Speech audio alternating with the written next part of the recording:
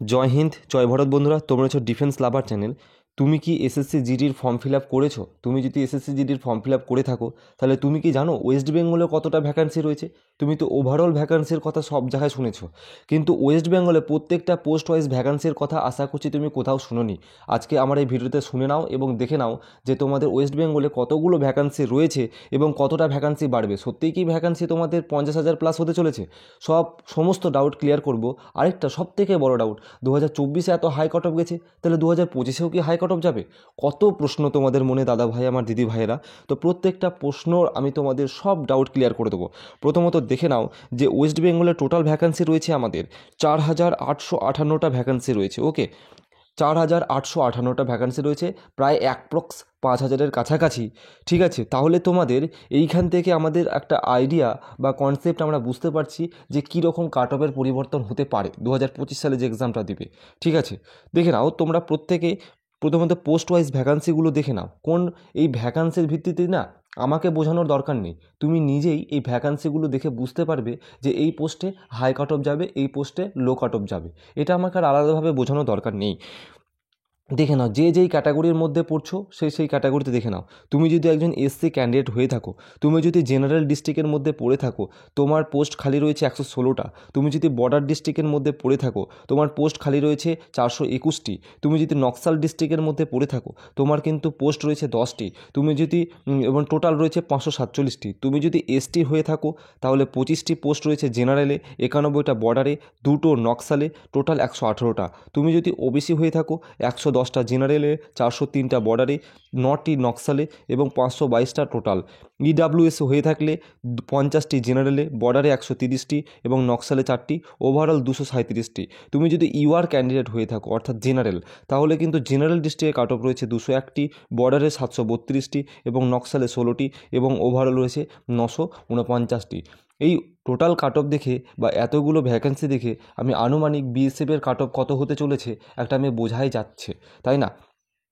তারপরে দেখে নাও, তোমাদেরকে আমি একটা জিনিস বারবার আমি ক্লিয়ার করে দিই। আমি যে তোমাদেরকে ইউটিউবে ক্লাস করেছি না, কারোর দম নাই যে ফ্রিতে এরকমভাবে ক্লাস করাবে। সত্যি বলছি, গর্বের সাথে নয়, আমি একবারে তোমাদেরকে পুরো চ্যালেঞ্জ দিয়ে বলতে পারি, গোটা ইউটিউব জগৎ পশ্চিমবঙ্গের তুমি খুঁজে নাও, আমি যে তোমাদেরকে ফ্রিতে ক্লাস করিয়েছি, তুমি টাকা দিয়েও এরকম ক্লাস কোথাও পাবে না। ওকে, আর আমার চ্যানেলে কোনো অ্যাড চলে না, অ্যাডভার্টাইজমেন্ট চলে না, আমি কোনো টাকা ইনকাম করি না, শুধুমাত্র তোমাদের ভালোর উদ্দেশ্যে আমি ক্লাসগুলো করিয়েছি। যারা ক্লাসগুলো করোনি তোমরা করে নাও, ঠিক আছে? আমি দেখো, তুমি একটা ক্লাস আমার ভিউ বাড়বে, তুমি যদি আমার ক্লাসটা ওয়াচ করো, আমি কিচ্ছু টাকা পাবো না কিন্তু দাদা ভাই, বুঝলে, বা দিদি ভাই, আমি টাকা পাবো না। আমি চাই যে তোমার যাতে উপকার হয়ে যাক। তো যাই হোক, সিআরপিএফে কতগুলো ভ্যাকান্সি রয়েছে একটু দেখে নাও। আর টেলিগ্রামে যারা যুক্ত হয়নি, টেলিগ্রামে যুক্ত হয়ে যাওয়ার ডেসক্রিপশনে লিঙ্ক দেওয়া রয়েছে, বারবার বলবো না, সেখান থেকে যে আপডেটসগুলো পাও সেগুলো তোমরাই জানো। এসসি ক্যান্ডিডেটের সিআরপিএফের কিন্তু জেনারেল ডিস্ট্রিক্টে 98টা ভ্যাকান্সি রয়েছে, বর্ডার ডিস্ট্রিক্টে 225টা, নকশালে 8টা এবং টোটাল রয়েছে 231টা। এসটি ক্যান্ডিডেট যারা রয়েছে তাদের কিন্তু 21টি ভ্যাকান্সি রয়েছে জেনারেলে, 49টি বর্ডারে, নকশালে 2টো, টোটাল 72টা। ওবিসির 94টা, বর্ডারে রয়েছে 216টা, নকশালে 7টি এবং টোটাল রয়েছে 317টি। ইডাব্লিউএসে 43টি, বর্ডারে রয়েছে 98টি, নকশালে 3টি, টোটাল 114টি। আর ইউআরের মধ্যে রয়েছে 170টি জেনারেলে, 392টি বর্ডারে এবং 14টি নকশালে রয়েছে এবং 576টা বর্ডার রয়েছে। এখান থেকে আমি বুঝতে পারছি যে এবছর বিএসএফের থেকে সিআরপিএফের কাট অফটা একটু বেশি যাবে, মানে আগের এই বছরে যে ভ্যাকান্সিগুলো রয়েছে। কিন্তু তাই বলে যে সিআরপিএফে বেশি কষ্ট, বিএসএফে বেশি কষ্ট, বিএসএফে চাকরি ভালো না বা সিআরপিএফে চাকরি এরকমের কোনো প্রশ্নই ওঠে না। কারণ আমাদের ভারতীয় যে বাহিনীগুলো রয়েছে প্রত্যেকটাই পারিশ্রমিক, সেখানে কম বেশি কষ্ট রয়েছে। তো ভ্যাকান্সি যেহেতু কম রয়েছে, তাহলে সেক্ষেত্রে একটু কাট অফটা একটু হাই যাওয়ার পরিমাণটা থেকেই যায়। আর এই ভিডিওর শেষে আমি বলবো তোমাদের 2025 সালে তোমাদের কাট অফ কতটা যাবে, মিলিয়ে নিও, একেবারে মিলে যাবে। তারপরে হচ্ছে সিআইএসএফে তোমাদের কিন্তু ভ্যাকান্সি কিন্তু এসসির কিন্তু রয়েছে 56টা জেনারেলে, 129টা কিন্তু বর্ডারে রয়েছে। তারপরে নকশালে 5টি রয়েছে, টোটাল 190টা রয়েছে। এসটি ক্যান্ডিডেট যারা রয়েছে তোমাদের 12টা রয়েছে ভাই, জেনারেলে 28টা রয়েছে, বর্ডারের মধ্যে 1টি রয়েছে, নকশালে 41টা টোটাল রয়েছে। ওবিসি ক্যান্ডিডেট 53টা রয়েছে জেনারেলে, বর্ডারে রয়েছে 123টি এবং নকশালে রয়েছে 4টি, টোটাল রয়েছে 180টি। ইডাব্লিউএস 24টি, রয়েছে জেনারেলে 56টা, বর্ডার 2টো, নকশাল 82টা টোটাল। ইউআর 97টা, জেনারেল 225টা, বর্ডার 8টা, নকশাল 330টা রয়েছে। কিন্তু কিসে রয়েছে কিন্তু টোটাল ভ্যাকান্সি। এখান থেকে আমি বুঝতে পারছি যে আবার সিআরপিএফের থেকে সিআইএসএফে কিন্তু কাট অফ বেশি যাবে, কারণ এখানে ভ্যাকান্সি কম রয়েছে। পোস্ট ওয়াইজ তোমরাই বুঝতে পারবে যে কোনটায় ভ্যাকান্সি বেশি কম অনুযায়ী cut off, high cut off, low cut অফের ব্যাপারটা। এসসির যেমন দেখো এসএসবিতে অবশ্যই এবার হাই কাট অফ যাবে, কারণ এসসির যে জেনারেল ডিস্ট্রিক্টের ভ্যাকান্সি রয়েছে 7টা, বর্ডারে 5টা, নকশালে 0, নকশালে তো কোনো ভ্যাকান্সি নেই, টোটাল 12টা রয়েছে। এসটির 2টো রয়েছে জেনারেলে, বর্ডারে রয়েছে 1টা, তারপরে যে নকশালে তো কোনো ভ্যাকান্সি লিস্ট পুরো ফাঁকা। আর তোমার টোটাল রয়েছে 3টে, ওবিসির 7টা, বর্ডারে 5টা, টোটাল 12টা, ইডাব্লিউএসের 3টি, বর্ডারে 2টো, টোটাল 5টা, ইউআরের 12টা, 9টা, 21টা। তার মানে এবার বুঝতে পারছি যে বিএসএফের কাট অফটা কিন্তু চরম হাই যেতে চলেছে। আইটিবিপিরও আর কাট অফ কিন্তু বিএসএফের থেকে, এসএসবির থেকে কম যাবে, এতটুকু আমি বলে দিতে পারি। আইটিবিপির কিন্তু এসসির জেনারেলে 12টা রয়েছে, বর্ডারে পুরো কোনো ভ্যাকান্সিই নেই, আইটিবিপির কোনো ভ্যাকান্সি নেই। আইটিবিপির নকশালেও কোনো ভ্যাকান্সি নেই, শুধুমাত্র ইউআরের একটা ভ্যাকান্সি রয়েছে।